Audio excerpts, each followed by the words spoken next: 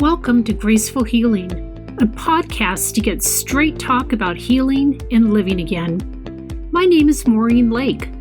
I'm a holistic health coach, speaker, author, and thyroid disease fighter. Each week, I'll be bringing you graceful conversations to inspire you to seek new ways to hit the reset button to catapult your health and vitality to new levels. Listen in and open your heart to all the new possibilities. Are you ready? Let's do this.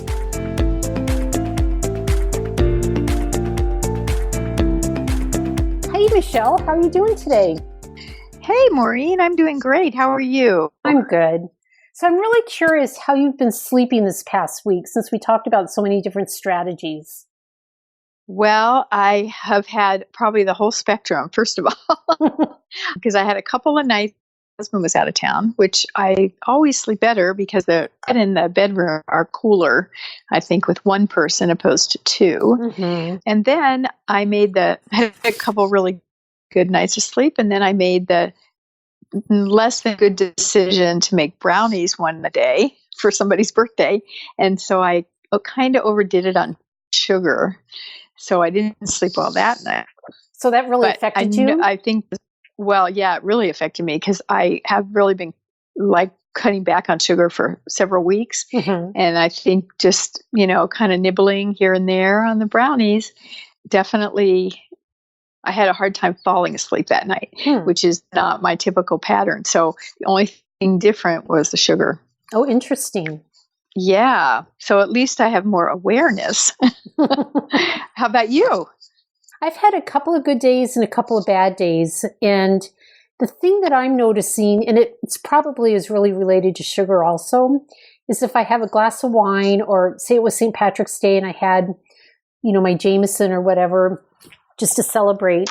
If I have a drink too late in the evening, I find that I wake up numerous times during the night. And I think it has to do with my blood sugar because of the sugar and the alcohol. So I can totally understand exactly what you're saying. I'm not a big sweet eater in the evening or late at night to actually think about calories in from actual sugar, but calories in from the sugar and alcohol I can definitely relate to. That's interesting, isn't it? Mm-hmm. I think once just creating this awareness is going to improve our sleep. That's my theory. So too. Yeah, because one of the things that has really helped me to be totally aware and change a terrible habit is when I'm cutting my iced tea out for the day. Because I've made that switch and it has been a huge improvement in my life. I'm not kidding. So wow, that's amazing. And what time do you cut that off now? Noon. At noon. Well, that's really good because I think, even if you push back your bedtime, from whatever, 10 to 11, the sooner you cut out the caffeine, probably it's out of your system a lot sooner. Yeah. And even when I was younger, caffeine has always affected me stronger than it affects somebody else. I've always been aware of the fact that I can't even drink coffee because there's too much caffeine in it. I really pay a price with the shakes and stuff. And I'm noticing with my iced tea, if I have too much, I'm starting to feel the same way I do if I drink coffee. So I'm watering it down more and I'm cutting it off at noon and I feel so much better. Wow, that's huge. And such a small change, really, if you think about it. I know. That you can still have it. You just have to cut it off at noon. Right. Moderation. Yeah, I really like that. Well, I'm definitely noticing by not drinking any wine at night, I'm sleeping better too. Mm-hmm. And, it's not like I really drink a lot of wine, but even one glass, I think, affects my sleep. I know. It has to do with the sugar. Yeah. So that's just a weekend thing. That's all. I just, have to party on the weekends. There you go. So I did have an interesting thing I wanted to chat with you about, though. What's last that? week? Well, we were talking about turmeric. Mm-hmm. Remember last week? Mm-hmm. And so I went to Sprouts the other day intentionally to get some turmeric, thinking, that would be a good thing to add into my regime. I was so overwhelmed with how many different products there were just for turmeric. I mean, there must have been 30 different brands. Oh my gosh. And not only were there 30 different brands, but then within each brand, you could get liquid or capsules. And so I was just so confused, and there wasn't anybody there to help me. So I ended up getting some of the liquid drops that you put in like 2 ounces of water. And coincidentally, the next day, I hadn't opened it yet. So I had an appointment with my acupuncturist, who is also a Chinese medicine specialist. So I asked him about turmeric, and he said, oh, yeah, it's great. And then I told him the same story. And he told me that capsules would be better if you're using turmeric for inflammation, because the liquid has alcohol in it, and then that would raise your inflammation, which I was totally blown away. I'd never heard that before. It has alcohol in it? We were just talking about alcohol. Exactly. So how many of these little things are there out there that the normal person going into a Sprouts wouldn't have any idea? I mean, he basically told me I'd be wasting my money by using that product because I'm trying to get rid of the inflammation. So it just made me feel totally overwhelmed and uneducated, basically. Well, I don't think you should feel that way, because whenever I go into any of those type of stores and there's rows and rows and shelves of the same product, and I stand there looking like I'm like a deer in headlights. Yeah. Because how are you supposed to know anything? And then when you ask the person for help, I kind of look at them and think, well, do you really know what you're talking about? I mean, you're not really a pharmacist, so you kind of just are going by your gut intuition on what to grab and what not to grab, you know? Yeah. The turmeric I've always used is just like a seasoning spice, so I've never used the capsules before or the liquid. Oh, now see, I didn't even think about that. I mean, I know we talked about that, but I didn't remember that when I was standing there in the store. Well, I guess it opens up a great conversation about how do you know where to purchase whatever supplements you're on. I know. Like I know last week we talked about kind of avoiding Amazon or maybe even Costco for the quality. And I do get other supplements from my naturopath, and she, I think she does a good job of researching which ones, are more effective than others or more pure, I guess. But for the average person, you read an article and then you just go purchase something that may just be money you're throwing out the window. I know. It is really difficult to know. And one of the things I personally have to be aware of, just because of my Hashimoto's, is my supplements need to be gluten-free. And I've yet to find anything basically at Costco that qualifies under that. So I'm just really particular because I just need to avoid that. But getting real quickly about turmeric, there's one thing that I do know about it, and which I think is kind of interesting. Like if you're pregnant, you shouldn't be using turmeric. Oh, really? Yeah, it's safe to use if you're breastfeeding, but not if you're pregnant. And I just find that fascinating. Like, what is it about it that's not safe? But that's one of the things with herbs. I mean, there's a lot of herbs that are safe when you're pregnant, and there's a lot that aren't. And so you have to be aware of that too, and not just take things willy-nilly. So where would the average person find that information? Boy, good question. Because unless you know somebody that's really knowledgeable in herbology, or if you have like you have this wonderful acupuncturist that's also versed in Chinese medicine. I mean, you just have to really do your homework, and it's not always on the label, and you can't be too safe when you're pregnant, that's for sure, or breastfeeding.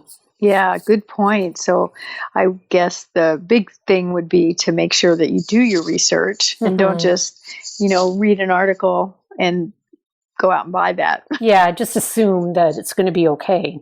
Yeah, well, that's really good information. I think that pregnancy and breastfeeding is super important, but also like the Hashimoto's. I mean, would you know that, or does the doctor tell you that to make sure that you look for things that are gluten-free? Your doctor should be aware of that, because it's really a trigger for increasing the antibodies when you have Hashimoto's. But again, depending on what doctor you go to and how well versed they are in that autoimmune disorder. But I just know myself personally, I have to be really careful with the gluten. And most people that do have an autoimmune have to also. So, I guess one of those things. You would have that conversation with your medical practitioner about what you need to look for on the label, I would hope. Right. But, because so much has to do with your gut health, right? I mean, it all comes down to your gut health. So, wow, I'm sure it can get complicated and overwhelmed feeling like I felt that day in Sprouts for sort of a novice. If you don't have that practitioner in your life, you need to make sure that you find the right person. Yeah. So, because the thing about like turmeric is wonderful for like depression and anxiety, or if you're having difficulty sleeping, like we were talking about, which often has so much to do with anxiety. But have you found any other herbs that might help with you when you're thinking whether you're anxious or difficulty sleeping or? No, I haven't done a lot of research, to be honest, but things that I've come across, seems like almost everything says great for stress. And it's like, okay, so stress really is affected by everything and affects, so anything that it almost felt like there was this double arrow. Like if you have stress, try this, and then try this if you have stress. Yeah. So I think it's just finding what works for you, but it can be a long road and an expensive one. Oh, it can. I know. Absolutely. Yeah. So how about you? What have you found works for you? It's so interesting going down this road of thyroid disorder, and I know you have it as well, but in trying to go a natural route to heal my Hashimoto's, which didn't work for me, but I'm hopefully on the road to getting there. It's my goal is to get off pharmaceuticals and go back to herbs and supplements. But one of the things that I still take today, even though I started off that way, but I still take today is ashwagandha. An interesting, they call it an adaptogen, which is like an herb, but it's used a lot for anxiety, and it improves the cortisol levels in your adrenal system because it reduces your predisposition to anxiety. And so it really is calming like that whole system that has to do with your stress, your cortisol level, impacting your thyroid, and then also calming the entire system down so you're able to sleep better at night. So I have found that when I take that supplement later in the evening, I sleep better. Oh, wow. That seems like an easier solution. Yeah, exactly. Than not sleeping. And I was talking to this woman. I was actually being interviewed for this early childhood situation, and she was Indian, from India. And when I was telling her the impact ashwagandha had on the children that I worked with that had ADHD, she was like tickled pink because it's actually from India, this herb. And so she had no idea it was like being used worldwide. Why, I have no idea. She didn't realize that, but she was just like, couldn't get over the fact that it was being used even in schools, as a tool to help with anxiety, and just, it can really reduce the symptoms of anxiety basically. And it's pretty harmless. Well, that's pretty cool. So what kind of dose do you take with that? I mean, I take it in a capsule form, about 1,000 milligrams twice a day, but I take it that high because of my Hashimoto's. I know you can, there's dosages of 250 and 500 too, depending on, what you need and your size and all that kind of stuff. But it's just one of the little herbs that's out there that completely harmless. I mean, you can take it breastfeeding, you can take it if you're pregnant. There's no reasons why you can't take it. And it really works well, I love that, it's just one of those little herbs that has this, total medicinal miracle effect almost. I know. It's crazy. There's so many of them out there, and why don't we know about these things, Yeah, well, because Big Farm, I guess, doesn't want us to know. Well, it's very intriguing. I'm actually thinking, researching more about Chinese medicine. It's been around for thousands of years, and there's a lot more to it than we know, I'm sure. Oh, that's for sure. So, that's cool. And you mentioned in a different phone call that we had that Devin is actually studying some of that. Oh, yeah. She's getting her doctorate in Chinese medicine acupuncture, and I just cannot wait to get schooled by her. Really, and she's going to be compounding her own medicine using herbs, and she's not quite there yet, but she will be in a couple of years. And that is amazing. It really is. Really is. So wow, it'll be pretty cool. Well, I think we're going to have a field trip to a Chinese medicine pharmacy. Yeah. I'm going to have to research that. I've actually been to the one at her school, and it's full of glass bottles filled just with all these different things. I mean, it could like snake skin, monkeys, whatever. I mean, there's like all these different really obscure things that they compound and create whatever it is that you need. So it's pretty incredible. And it all has to do with like your yin and yang and hot and cold and inflammation and not inflammation. And I'm just like not even touching the tip of the iceberg of what it's all about. But it's pretty impactful. It sounds fascinating. I feel like we're peeling back an onion, because we've started these conversations talking about thyroid, and then we moved on to sleep, and now we're talking about herbs and compounding. I mean, it's just so many exciting things that keep unfolding. I know. And then there's so many things like I know, like our listeners aren't necessarily still experience having a period or whatever. They might be more perimenopause and menopausal.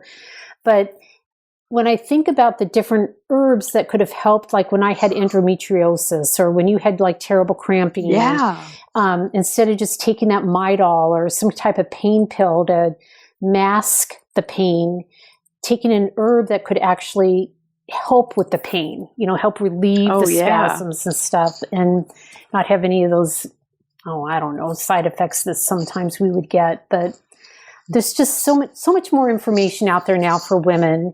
And I don't know. I do. I wish we had all of these opportunities, I guess, is the great word, or people to talk to. I mean, I think back to, oh gosh, I can't tell you how many years ago it was, but nobody was even talking about perimenopause. No. Remember seeing a doctor, and if I look backwards, that's what was going on. But that never came up in a discussion with my gynecologist at that point. I know. And typically, I mean, my gynecologist was always a man. So why would he even relate to anything, Yeah, it's just fascinating to me. And I'm so happy that, there's better discussion about that now with women. And whether it's women to women or, men that are gynecologists that now have more of an awareness, it's not always a disease. It's actually part of the cycle of life. Exactly. And there's resources. Oh my gosh, so many good resources. And our best one is really each other. Isn't that the truth? Yeah. I know. Don't have to go through anything alone. That's for sure. That's for sure. Well, that's what I love about your podcast, is being introduced to so many of these women that are doing great things with exactly this, like finding some way to communicate and sort of live their life differently to help others. Yeah. Oh, you're doing great work. I have a quick question, because I don't know why I have never, ever, ever liked mushrooms. Do you like mushrooms? Like to eat mushrooms? Yeah. Yes, I do. Okay. Certain ones. So I know there's a whole class of herbs that are mushroom related. And have you ever tried any of those? Well, it's funny. I haven't tried those in digesting mushrooms, but when we were just talking about the sprouts story, I was remembering that I went into another store, Natural Grocers, when a friend had told me about mushrooms for building your immunity. And I had this, I don't know what the word is. I was totally motivated, I guess, to not to have every immunity building agent working for me before Jenna's second child was born in December, because when her first child was born a couple of years ago, the day, let's see, she was born at 11 o'clock or 11:30 at night, and I woke up the next morning with probably the worst cold I've ever had. Oh, gosh. And I couldn't hold the baby. I couldn't even go in the room. I was like the old-fashioned thing. I had to look at her through the window, which was heart-wrenching for me. I bet. And so, and it was like the weirdest thing. So I started asking people, my doctor and also others, like, what do you take for, avoiding colds? And so everybody was telling me about mushrooms. And so I went to Natural Grocers with a picture of something that someone had told me. And I was like, this is the brand. And actually that young woman at the store, like you described, helped me. And I did get, and I can't tell you the brand now, but it was sort of a spray. You would just spray. And I have not had a cold since, I can't tell you, before I started that. Like everybody, Ed's actually on a second cycle of a cold or upper respiratory thing. I have been so healthy this winter that I guess it's the mushrooms. That's all I can think. It's the only thing I've done different. Well, I mean, people swear by it, and they even, like, there's even like mushroom hot cocoa. Have you heard about that? No. I've heard mushroom tea, but not cocoa. Yeah, I mean, it's like organic milk, of course, and like organic dark chocolate. And then you can put some hot chili pepper or whatever, chili powder in it to make it a little spicy. And then use that reishi mushroom powder and cinnamon sticks, whatever that you want to add to it. And I think it sounds disgusting. But there's so many people that love it. But see, I don't like mushroom taste at all. So can you actually taste the mushroom when you make it into a tea like that? Or I have no idea. I have no idea. I would never even, just the idea of mushroom. Oh, how funny. Because this like spray that I have, which again, there were probably, this one brand, there were probably 5 different ways that you could take it. So there's spray and then the liquid and the capsules and the a million, all these different ways, but there's no flavor of mushroom in it. Oh, well, that's good. Maybe I'll try a spray. I know. Well, I can send you the label, picture the label. Like, that's how I found it. Oh. I did actually see it in Sprouts when I was there too. That's funny. But, those are the stories for me that are like, okay, if that's the only thing that I've done different this winter and I have remained cold free, I'll keep doing mushrooms. Oh, okay. Isn't that funny? It is funny. It sounds just like you too. Well, there is that point I can't remember if it was today or yesterday, but a conversation with somebody about supplements. It was a very just like, gosh, we take a lot of supplements. Is it really making a difference? Like I want to believe that it really is. But then you hear these stories of, this woman lived to be 104 and doesn't do anything, like she doesn't even go to the doctor. She never quit smoking either. Yeah. So like I go back and forth with, is it really effective or is it just in my head?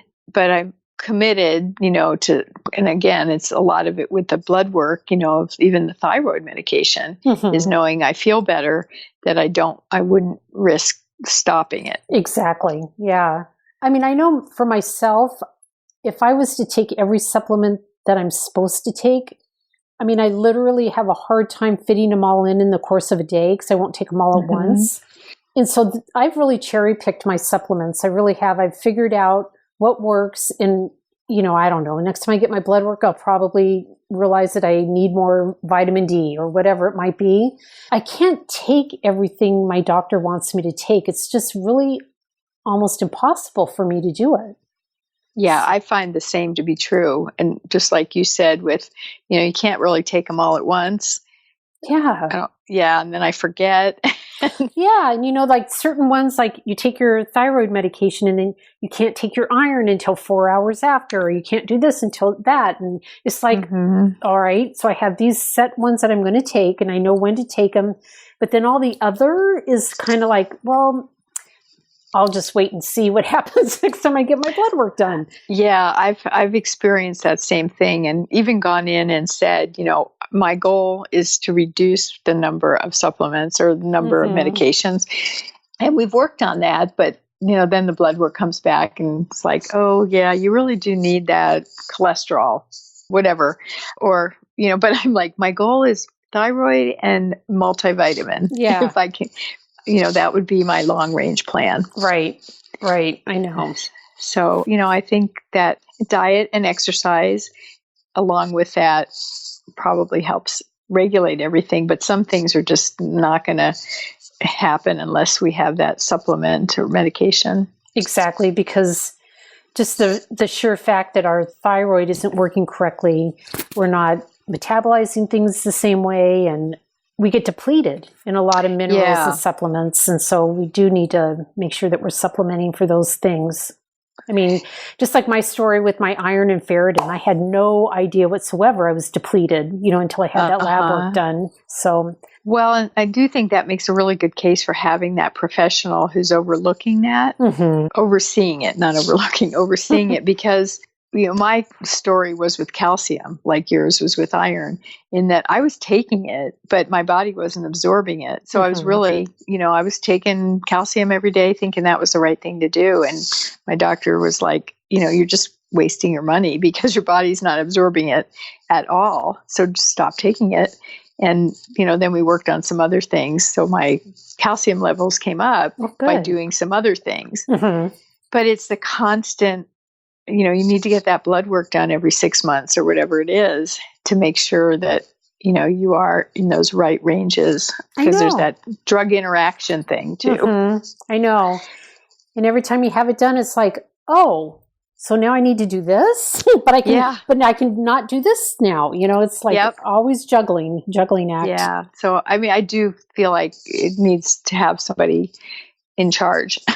Oh, yeah. So you're not standing in the line or in the store, deer in the headlights. Exactly. And the whole point is to become your own best advocate. And hopefully that's what we're helping other women to become too, is gaining the knowledge that you need and moving forward and taking care of yourself. Yeah. And asking those questions. That's when you talked about Dr. Aviva Ram.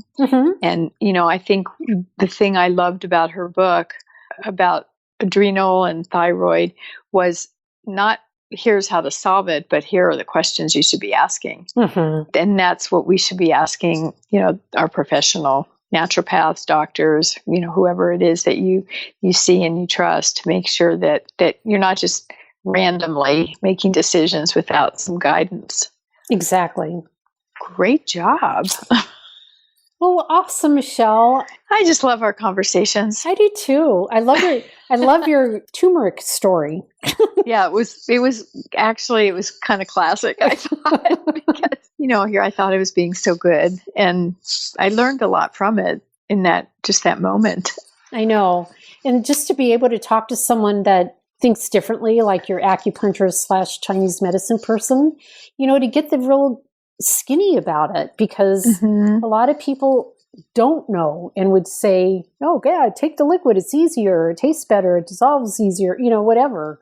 And not even really knowing anything about it and how it can actually cause more inflammation, which is exactly what you're trying to reduce. So yeah, that was just so fascinating to me, because how would the typical person know that? Well, that's another story, and there's always some more to learn. There certainly is. We're prime examples. Yep. We are guinea pigs. That's right. So, thank you so much for another great half hour. Yeah, thank you. And I hope that your sleep continues to improve. Oh, you too. Thank you. I'm thinking that this week I might concentrate a little bit on setting a timer. Oh, let me know how that works. Yeah, I was toying with the idea, but I think I'm going to make that commitment that when the timer goes off, it's time to go to bed. Yeah, and the other thing that I've really implemented this week that I have to tell you has worked so well is I'm not watching anything on my iPad. I'm strictly listening to music now. Oh, and, yeah, that's huge. That's huge. I know it is really is huge for me. And, yeah, and I'm like really enjoying so much, like all these oldies. It's like, I don't know. I'm having so much fun listening, but now I'm staying awake listening to the music because it's like, oh, I remember when I was doing this then. I am so impressed because I know you were just really having trouble with that. Oh, addicted. Totally addicted. Well, that's a great next step. So you can still have it in your room. Exactly. But just can't. I'm really proud of you. Thank you. Well, good. We'll continue on that great journey and we'll talk again soon. All right. Talk to you soon, Okay. Michelle. Bye. Take care. Bye-bye. Hey, thank you for joining us today. I hope you enjoyed this episode as much as I did. If you can, take a moment and give us a review. And please join the VIP room in Facebook for more discussion and insights. You can find us at Graceful Healing Podcast VIP room. See you there and see you next time.